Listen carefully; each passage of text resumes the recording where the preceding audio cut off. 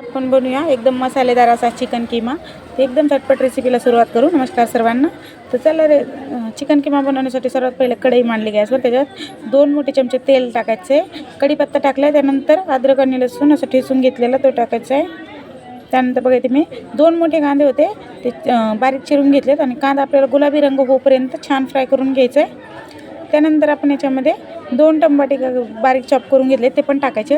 आता टमाट्यामध्ये चवीप्रमाणे मीठ टाकायचं, म्हणजे टमाटर पण आपलं व्यवस्थित सॉफ्ट होईल आणि याला छान चव येईल कांदा टमाट्याला तेलामध्ये टाकल्यामुळे. तर टमाटर पटकन सॉफ्ट होईल. आता 1-2 मिनटं छान परतून घेऊया. त्यानंतर ते बेसिक मसाले घेतलेत बघा. 2 चमचे चिकन मसाला, लाल मिरची पावडर, हळद आणि धने पावडर, हे सगळे मसाले टाकायचे. थोडीशी कोथिंबीर टाकूया आणि याला सगळे मसाले व्यवस्थित मिक्स करून घेऊ.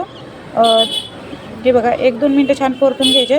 आता हे मसाले आपल्याला ना व्यवस्थित शिजून घ्यायचे. त्यात काय करायचं, आपल्याला थोडंसं पाणी टाकायचं आहे बघा आणि झाकण ठेवायचं याच्यावर आणि व्यवस्थित तेल सुटेपर्यंत छान हे मसाले शिजून घ्यायचे. तर आपण इकडे झाकण मांडले आणि हे 2-3 मिनटं मसाले छान शिजून घेतले.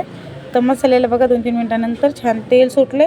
त्यानंतर याच्यामध्ये आपण फ्रेश वाटाणे ते एकदम ताजे, तर आपण इथे अर्धी वाटी एवढे घेतले. तुम्हाला हवे असतील तर टाकाय, तर तुम्ही स्किप केले तरी चालेल. पण किम्यामध्ये ना हे 1 वेळा वाटाणे टाकून बनवा. आता थंडीचा महिना आहे ना, खूप असे थंडीच्या दिवसामध्ये मस्त वाटाणे फ्रेश भेटतात. त्यानंतर अर्धा किलो इथे आपण बोनलेस चिकनचा म्हणजे बोनलेस चिकन घेऊ, त्याच्याकडूनच असं खिमा करून घेतलेला आहे. तर व्यवस्थित असा धुवून घेतला आहे बघा 2-3 पाण्याने स्वच्छ. त्यानंतर मिक्स करायचं आणि याला झाकून ठेवायचं 5 ते 6 मिनटासाठी. त्यानंतर 1 वेळा याला हलवायचं बघा. झाकून ठेवलं होतं आणि 4-5 मिनटं झाल्यानंतर याला मी हे बघा पाणी सुटले भरपूर. तर याला एकदा हलवायचं. हे तयार नाही झालं व्यवस्थित.